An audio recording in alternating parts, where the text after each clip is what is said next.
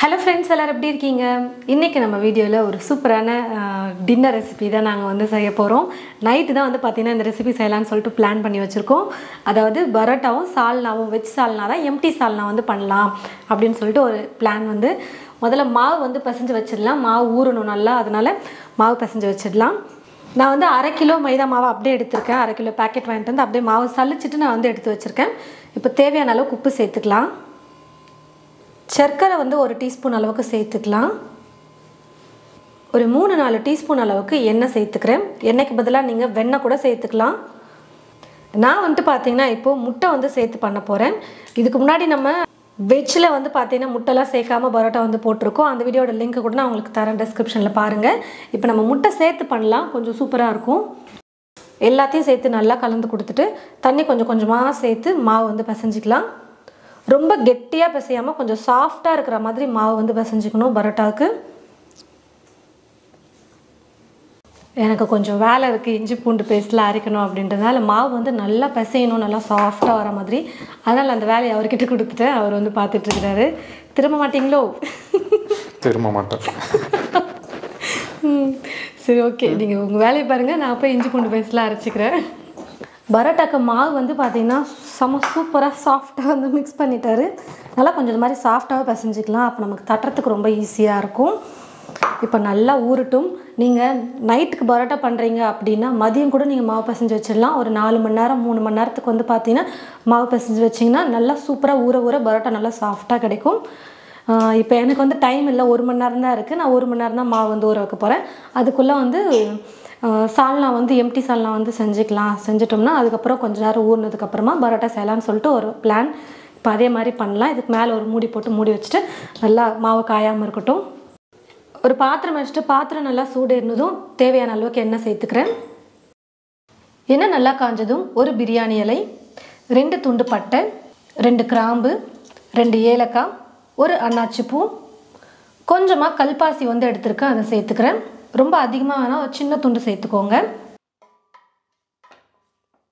2 பெரிய வெங்காயம் எடுத்து இந்த மாதிரி மெல்லிஸாக நீளமாக கட் பண்ணி எடுத்து வச்சுருக்கேன், அதை சேர்த்துக்கிறேன். ஒரு மிக்ஸி ஜாரை எடுத்துக்கிட்டு 2 கைப்பிடி அளவுக்கு தேங்காவை சேர்த்துக்கிறேன். 1/2 டீஸ்பூனுக்கும் கொஞ்சம் குறைவாக கசகசா சேர்த்துக்கலாம். முந்திரி வந்து முழு முந்திரி 5 சேர்த்துக்கிறேன். 3/4 டீஸ்பூன் சோம்பு சேர்த்துக்கிறேன்.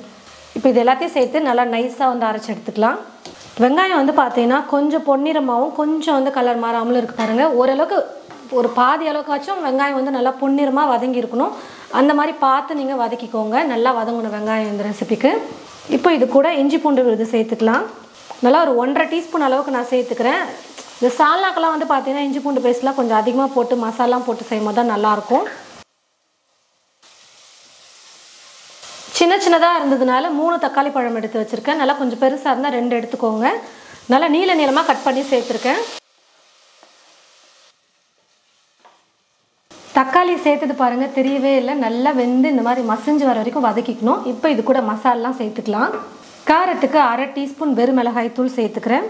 ஒரு சிலர் வந்து பச்சை மிளகாயெல்லாம் சேர்க்குறாங்க, வேணும்னா நீங்கள் சேர்த்துக்கோங்க. அப்போ காரம் வந்து மிளகாய் தூள் சேர்க்கும் போது பார்த்து சேர்த்துக்கோங்க. 1/4 டீஸ்பூன் மஞ்சள் தூள், 3/4 டீஸ்பூன் மல்லித்தூள், 1/2 டீஸ்பூனுக்கும் கொஞ்சம் குறைவாக கரம் மசாலா சேர்த்துக்கிறேன்.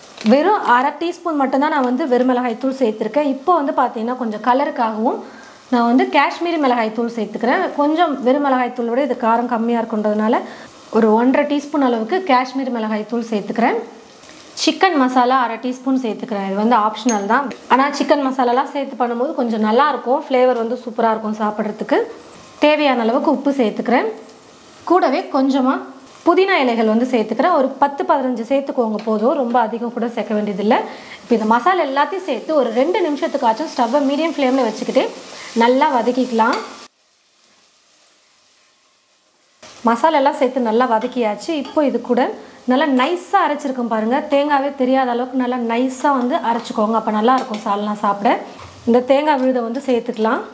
தண்ணியும் இப்போ சால்னாக்கு எவ்வளோ வேணுமோ அதுக்கேற்றது போல் தண்ணி சேர்த்து குக் பண்ண போகிறோம். தேவையான அளவுக்கு தண்ணியும் சேர்த்துட்டு இப்போ நான் வந்து பார்த்தீங்கன்னா குக் பண்ணிக்க போகிறேன். குறைஞ்சது ஒரு 10லேருந்து 15 நிமிஷத்துக்கு நம்ம குக் பண்ணணும். அப்போ தான் அந்த மசாலாவுடைய பச்சை மணம்லாம் போயிட்டு சால்னா வந்து ரொம்ப சூப்பராக நல்லா டேஸ்டியாக வரும். ஒரு சிலர் வந்து இது கூடவே கடலை மாவு வந்து கரைச்சி ஊற்றுவாங்க. அது வந்து உங்களோட விருப்பம் தான், ஆப்ஷனல். நான் வந்து இப்போ அது சேர்க்கல, அது சேர்க்காமலே வந்து பார்த்திங்கன்னா பண்ணுறேன். நல்லா குக் ஆகட்டும். ஸ்டவ்வை மீடியம் ஃப்ளேமில் வச்சுட்டு ஒரு 10-15 நிமிஷத்துக்கு மேலே மூடி வச்சுட்டு குக் பண்ணிக்கலாம். மாவு வந்து பார்த்திங்கன்னா உருண்டை பண்ணி வச்சிடலாம். உருண்டை பண்ணி வச்சுட்டு எண்ணெய் கொஞ்சம் போட்டு வச்சிடலாம். ஒரு அரை மணி நேரத்துக்கு இல்லை 1/4 மணி நேரத்துக்கு நல்லா ஊறட்டும் அப்படின்னு சொல்லிட்டு இப்போ நான் எடுத்திருக்கேன். உங்களுக்கு பரோட்டா எந்த சைஸ் வேணுமோ அதுக்கேற்றது போல் மாவு எடுத்து உருண்டை பண்ணிக்கோங்க. கொஞ்சம் நம்ம பெரிய சைஸில் தான் மாவு எடுக்கணும். ஃபஸ்ட்டே வந்து மேலே வந்து எண்ணெயெல்லாம் ஊற்றி அப்படி தான் ஊற வச்சோம். பட் அதை காட்டல, நாங்கள் அவர் மாவு பிசைஞ்சதுனால நான் வந்து காட்டல. எல்லா மாவையும் உருண்டை பண்ணி எடுத்து வச்சாச்சு. இப்போது இதுக்கு மேலே கொஞ்சம் எண்ணெயை வந்து நம்ம ஊற்றிக்கலாம். கொஞ்சம் எண்ணெயிலே நல்லா வந்து பார்த்திங்கன்னா அப்படியே கொஞ்சம் சாஃப்டாக ஊறட்டும். ஒரு அரை மணி நேரத்துக்கு, ஒரு 3-4 மணி நேரத்துக்கு மாவு ஊற வச்சுட்டு அதுக்கப்புறமா உருண்டை பண்ணிவிட்டு இந்த மாதிரி நீங்கள் பண்ணி வைங்க. ஒரு அரை மணி நேரத்துக்கு திரும்ப ஊற வச்சுக்கோங்க. அப்புறம் பரோட்டா செய்யும்போது சூப்பராக நமக்கு சாஃப்டாக பரோட்டா வந்து கிடைக்கும். நல்லா மாவு ஒரு அரை மணி நேரத்துக்கு அப்படியே இருக்கட்டும். நல்லா 10-15 நிமிஷத்துக்கு சால்னாவை நல்லா வந்து கொதிக்க வச்சுக்கிட்டு எண்ணெயெல்லாம் பாருங்கள் கொஞ்சம் அப்படியே சைடில் வந்து மிதக்க ஆரம்பிச்சிருச்சு. நல்லா குக் ஆகிட்டு நல்லா கொஞ்சம் கரெக்டான பக்குவத்துக்கு வந்திருக்கு பாருங்கள். இப்போது கடைசியாக இது கூட கொஞ்சமாக கருவேப்பிலை சேர்த்துக்கிறேன். இது வந்து ஆப்ஷனல் தான், நீங்கள் கருவேப்பிலை சேர்க்கணுன்னு இல்லை சால்னாக்கு. நான் கொஞ்சம் சேர்த்துக்கிறேன். கொத்தமல்லி கொஞ்சம் பொடியாக நறுக்கி எடுத்து வச்சுருக்கேன், அதையும் சேர்த்துட்டு கலந்து கொடுத்துட்டு ஸ்டவ் ஆஃப் பண்ணிக்கலாம். நல்லா கமன்னு சூப்பராக சால்னா வந்து எம்டி சால்னா ரெடி ஆகிடுச்சு. நல்லா வாசனை வருது. மாவு வந்து பார்த்திங்கன்னா நல்லா ஊறிடுச்சு. இப்போது பரோட்டா செய்ய ஸ்டார்ட் பண்ணிடலாம். பரோட்டா தட்டுறதுக்கு ஸ்டார்ட் பண்ணிடலாம். முதல்ல வந்து கொஞ்சம் எண்ணெய் வந்து பார்த்திங்கன்னா நம்ம கீழே வந்து ஸ்ப்ரெட் பண்ணிக்கலாம். பரோட்டாக்கெலாம் இந்த மாதிரி தரையில், அதாவது கவுண்டர் டாப் மேலே வச்சு பண்ணும்போதோ கொஞ்சம் பெருசாக மாவு வந்து விரிக்க முடியும், நல்லா தேய்ச்சி பண்ண முடியும். ஒட்டாமல் இருக்கிறதுக்கு நான் வந்து எண்ணெயை வந்து ஃபஸ்ட்டு தடவிக்கிறேன்.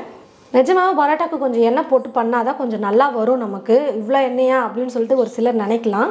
ஆனால் கொஞ்சம் எண்ணெய் போட்டு பண்ணால் தான் நல்லா வரும். சப்பாத்தி கட்டையை வச்சு நீங்கள் நல்லா அப்படியே உருட்டி விட்டுக்கலாம். நல்லா மெல்லிசாக வந்து தேய்ச்சி விட்டுக்கலாம். அப்படின்னா கையிலே கூட நீங்கள் இப்படி பண்ணிக்கலாம். மாவு வந்து நல்லா சாஃப்டாக வந்து நம்ம பிசைஞ்சிருக்கிறதுனால கையிலே அப்படி கூட பண்ணி விட்டுக்கலாம். நான் வந்து ஒரு பரோட்டா வந்து வீசி பார்க்கலான் இருக்கேன். இப்போ தான் யூடியூப்பில் பார்த்துட்டு இருந்தாருங்க, கடையில் இப்படி வீசுகிறாங்க அப்படின்னு சொல்லிட்டு. என்னவோ பண்ண போகிறாரு. என்னவோ பண்ணுங்க, ஆனால் கடைசியாக பண்ணுங்க. ஒரு 4 பரோட்டாவை நான் செஞ்சு எடுத்துக்கிறேன் அப்படின்னு சொல்லிட்டேன். நல்லா அந்த மாதிரி கண்ணாடி மாதிரி வர மாதிரி நல்லா இப்படி வந்து பரப்பி விட்டுருங்க. இப்போ வந்துட்டு கத்தி வச்சு நம்ம வந்து கோடு போட்டுக்கலாம். நல்லா மெல்லிஸாக இருக்கிற மாதிரி இப்படி இந்த மாதிரி ஃபுல்லாக நம்ம லைனாக அப்படியே மெல்லிஸாக கட் பண்ணதுக்கப்புறமா அப்படியே ஒன்று சேர்த்துக்கலாம். அப்படியே கொஞ்சம் இப்படி எடுத்து விடுற மாதிரி சேர்த்துக்கோங்க. இந்த மாதிரி பண்ணும்போது தான் அந்த லேயராக நமக்கு கத்தியில் எடுத்துக்கிட்டால் கூட ஈஸியாக இருக்கும். நான் கூட யோசிச்சிருக்கேன், அந்த பெரிய கடையெல்லாம் பார்த்தீங்கன்னா பரோட்டா வந்து அவ்வளோ சாஃப்டாக இருக்கும். எடுக்கும்போது அப்படியே தனித்தனி லேயர் மாதிரி வரும். ஆமாம், நூல் பரோட்டா மாதிரி. இந்த மாதிரிலாம் நிறையா பண்ணுவாங்களா? இப்போ இந்த மாதிரி ஒன்று சேர எடுத்தாச்சு. இப்போ வந்து பார்த்திங்கன்னா நம்ம சுருட்டிக்கலாம். நல்லா டைட்டாக சுருட்டிட்டு நம்ம வந்து இப்படி எடுத்து வச்சுருவோம். அப்புறமா ஒரு 4 தட்டிட்டு 4 ரெடி பண்ணிட்டு அப்புறமா செஞ்சுக்கலாம். இந்த மாதிரி மாவை வந்து நம்ம நல்லா ஃபுல்லாக ஸ்ப்ரெட் பண்ணி விட்டுட்டு நார்மலாகவே நம்ம ஒன்று சேர எடுத்துக்கிட்டு அப்படியே இப்படி ஒன்று சேர எடுத்துக்குவோம். எப்பயும் போல் நம்ம சுருட்டிக்கலாம்.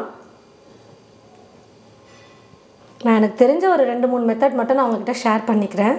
உங்களுக்கு ஏதாச்சும் ஐடியா இருந்துச்சுன்னா கூட எந்த மாதிரி பண்ணலான்னு சொல்லிட்டு முடிஞ்சால் கமெண்ட் பாக்ஸில் வந்து சொல்லுங்கள். நல்லா டைட்டாக இப்போ அப்படியே சுருட்டிக்கலாம். இப்போ எங்கள் வீட்டுக்காரர் வந்து பார்த்திங்கன்னா ஒரு பரோட்டா வந்து செய்ய போகிறாராமா, அதாவது தேய்ச்சி எடுக்க போகிறாராமா. அதனால் எனக்கு கொஞ்சம் விடுப்பா அப்படின்னாரு. நான் ஒரு 3 பரோட்டாக்கு மட்டும் தட்டி வச்சுட்டு வந்துட்டேன். அவர் வந்து இப்போ செஞ்சிட்ருக்கிறாரு. இருங்க காட்டுறேன்னா வேணாம் அப்படின்ட்டு இருந்தார். ஏன்னா ஃபஸ்ட் டைம் வந்து செஞ்சு பார்க்க போகிறேன், எப்படி வரும்னு தெரியாது. அதுக்கு தான் இங்கே ஒரு பக்கம் ஓடுது. இது வேறு நான் சொன்னல தேய்க்கும் போது இப்போ தான் சொல்லிகிட்டு இருந்தேன், இந்த மைதா மாவு தேய்க்கிறது மட்டும் பெரிய கஷ்டமாக இருக்கும் அப்படின்னு. யாரோ ஒருத்தவங்க நான் சப்பாத்தி கட்டியில் தான் தேய்ப்பேன்ப்பா அப்படின்னாங்க. தேவைக்கலான்னு பார்த்தா அது இங்கே ஓடிக்கிட்டே இருக்குது.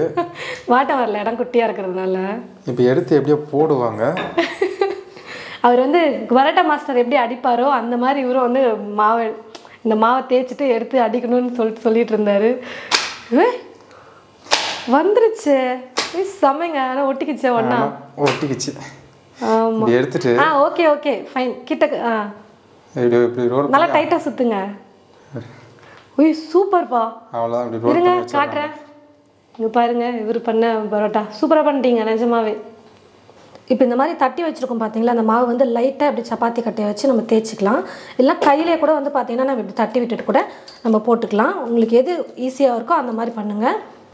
தோசை கல்லும் வந்து பார்த்திங்கன்னா வச்சுட்டேன். இப்போது நம்ம கல்லில் போட்டு பரோட்டா வந்து சுட்டு எடுத்துக்கலாம்.